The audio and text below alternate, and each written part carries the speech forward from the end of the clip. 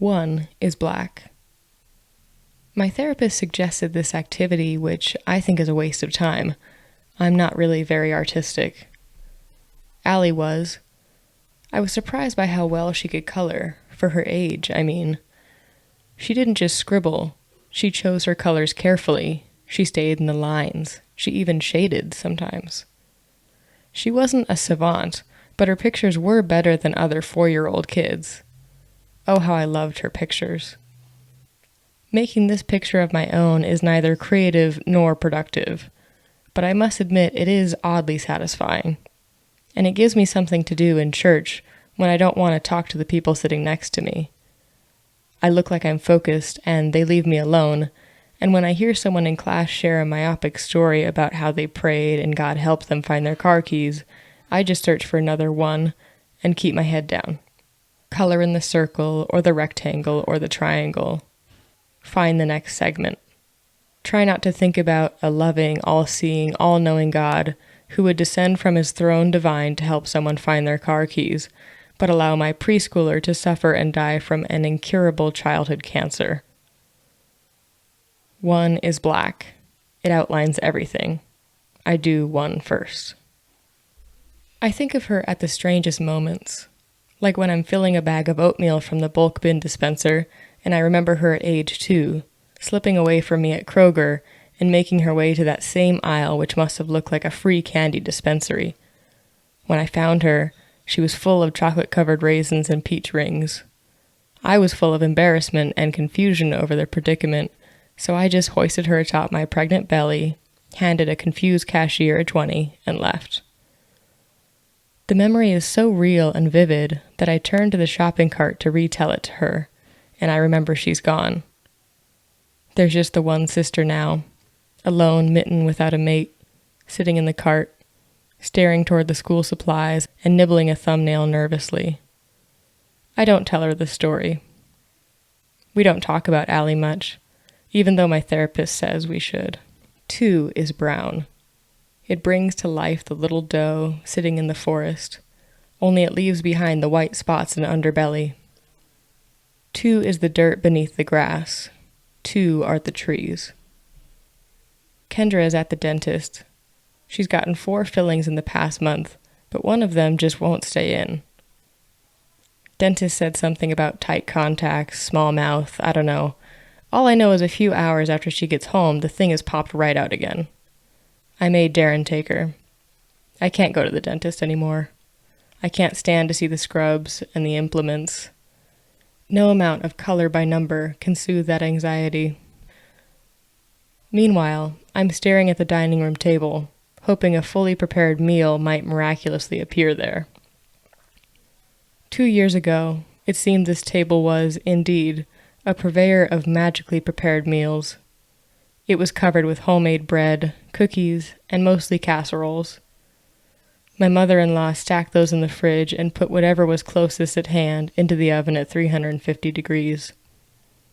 I put it on my fork and into my mouth mechanically, without tasting, because you still have to do mundane things like feed yourself. You still have to do them, even when your child is dead.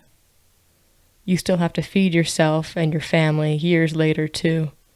But the table isn't magic anymore. 3 is green, grass and leaves. I cry when I begin 3, seeing the grass shoots come up from the dirt. I never knew grass could hurt, but it does when you realize that time has passed and grass is growing over your daughter's grave, even though it feels like just yesterday that it was a fresh mound. Wasn't it just last week she was healthy, 3.5, zooming down a twirly slide? Wasn't it just last month that she held her new baby sister on her lap, pointing out the tiny facial features with a chubby finger? Except it wasn't. That new baby is about to start preschool. In 3 days, Kendra will be as old as Allie was when she died, and I'm terrified of what that means. 4 is pink. Delicate pink flowers, just starting to bloom.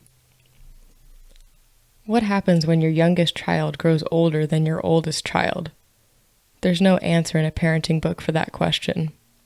It isn't supposed to happen, We held space for Allie, but now I worry somehow the space is gone, like the white in my picture, which is rapidly disappearing.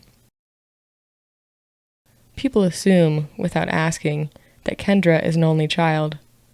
My mom has stopped saying Allie's name for some reason.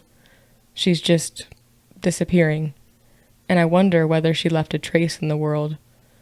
But inside of me, there's still a grave, 6 feet deep, and it will never be filled in. Kendra starts preschool today. She's nervous, but I know she'll do great. She needs to be with other kids her age. It will be good for her. 5 is orange.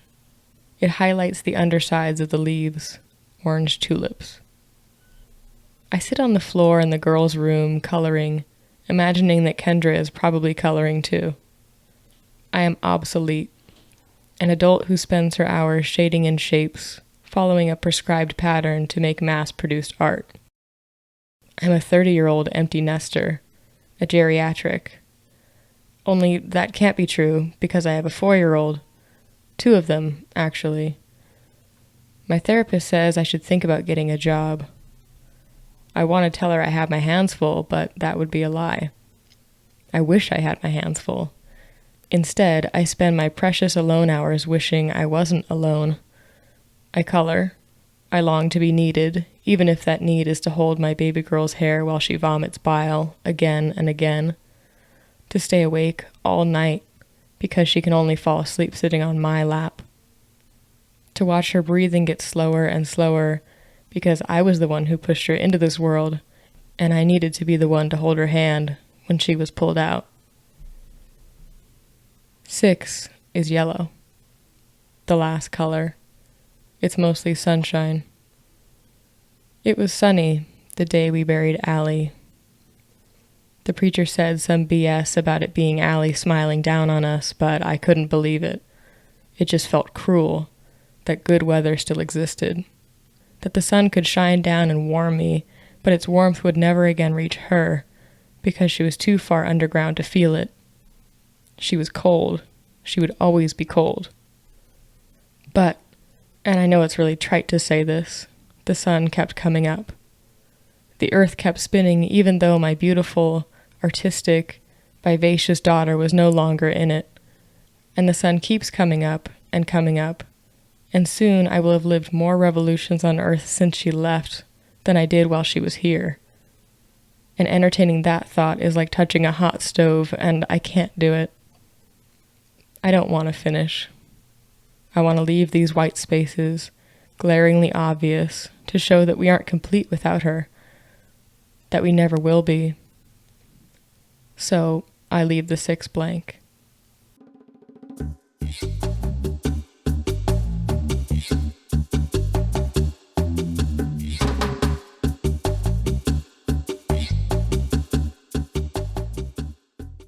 Today's story was titled I Leave the 6 Blank by Rachel Kenley Fry. The author has given me permission to share their story, and I encourage you to read their other works and follow them on their writing journey. The link to their profile will be in the show notes. If you enjoyed this story, I encourage you to share this episode on social media and follow the podcast for weekly episodes. If you're a regular listener and you haven't already given us a review on Apple Podcasts or iTunes, it only takes a minute to give us a 5-star review. You can just tap a button and you're all set. And that's a great way to push us up and get these stories heard by more people. And if you want to hear your story read on a future podcast, visit our website. We now have a new form where you can submit your stories and you might just end up on the podcast. So, my name's Katie, and until next time, this has been Unpublished, Not Unknown.